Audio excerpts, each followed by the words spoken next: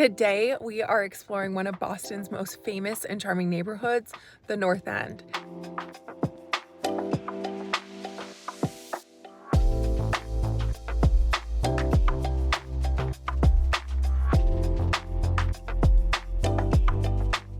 If you're looking for a walkable, historic, and lively area filled with amazing food, waterfront views, and a strong sense of community, this might be the place for you. But is the North End the right fit for our family? And that's what we're here to find out. We're going to walk through some of the most iconic streets, check out the parks, local spots, and share some of our honest thoughts at the end. So let's go. Right behind me is Hanover Street, which is the heart of the neighborhood. Super lively. It's a little bit quieter right now, but there's lots of outdoor seating. It really does have a community feel. And then the side streets like Salem Street even have more hidden gems. Thinking about relocating to Boston? Well, I've got just the thing for you. My team and I have actually taken the time to create the ultimate relocation guide, which is meant to save you hours of research. And I've linked it down below. From top employers to best hospitals and a boatload of other things that you need to know before making the move. The best part is that it's 100% free. That's right, you heard me, 100% free. Just click the link in the description or the top pinned comment. Hope that helps. One thing I love about the North End is that it's right on the waterfront. We're just a short walk from Hanover Street right now at the Christopher Columbus Park. You have stunning harbor views, walking paths, a playground for kids that's right behind me. It also makes a really great spot for morning runs or coffee walks. What really makes the North End special is these side streets. They're narrow, brick lined, and filled with charming old buildings. Some of these apartments have actually been in families for generations, which adds to the community feel. It is a small neighborhood and people actually know their neighbors here. For families thinking about the North End, there are a few schools nearby, including the Elliott School, which we're in front of right now, which is one of the better rated public schools in the whole city, but space can be tight and there aren't as many daycare options as you would find in bigger neighborhoods throughout the city. So right now we are pretty much out front, one of my favorite restaurants in all of the North End, Massimino's. This is a really great spot to grab a bite to eat, especially before a Celtics game.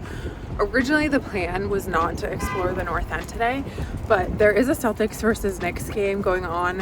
It just started a few minutes ago and I wanted to see if it was going to be busy down here, show you guys a little bit of what it's like when there is a Celtics game going on. We've got North Station.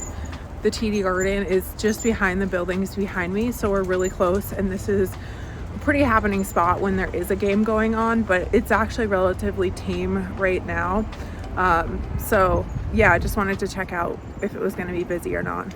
All right, now that we've walked around the North End and explored everything from its charming streets to its waterfront access, let's break it down using our neighborhood rating system.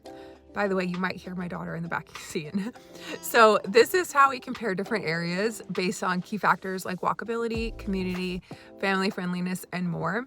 And each category we're going to score on a score of 1 to 5.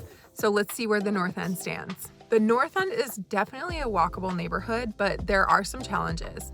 The sidewalks can be narrow and crowded, which really isn't ideal for walking with a stroller or a dog, and we didn't even bring our dog with us today. On the plus side, there really is easy access to Christopher Columbus Park and the waterfront, but there really aren't a ton of green spaces within the neighborhood itself. So for walkability and outdoor access, it gets a 3 out of 5.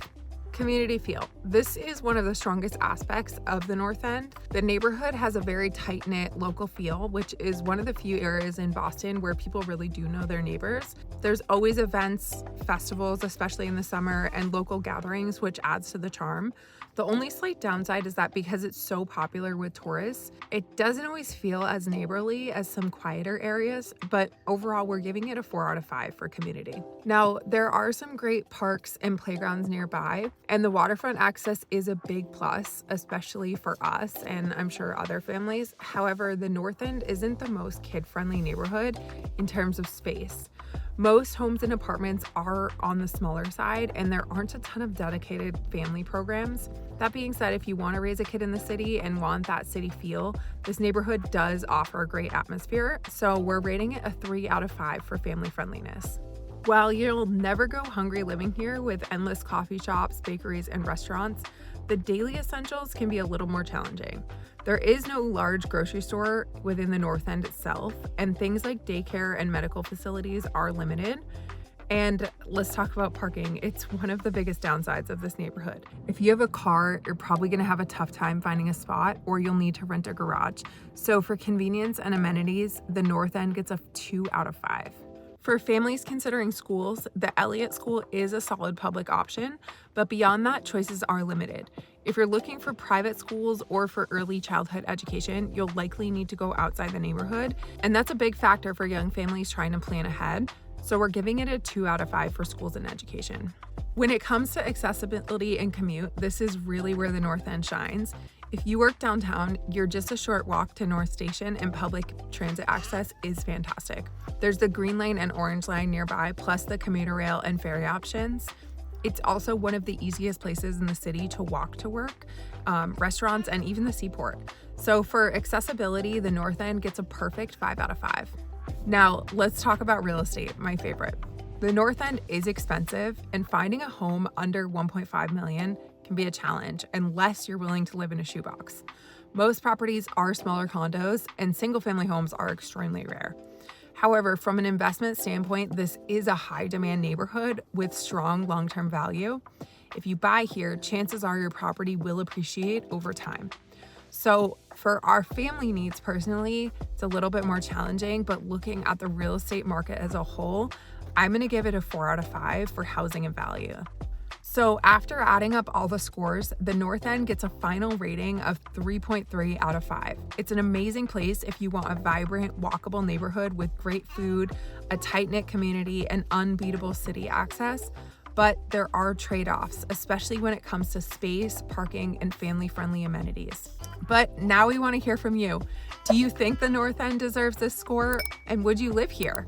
Let me know in the comments, and don't forget to subscribe, because next time we're going to be exploring another Boston neighborhood to find the perfect place to put down roots. So we'll see you in the next video.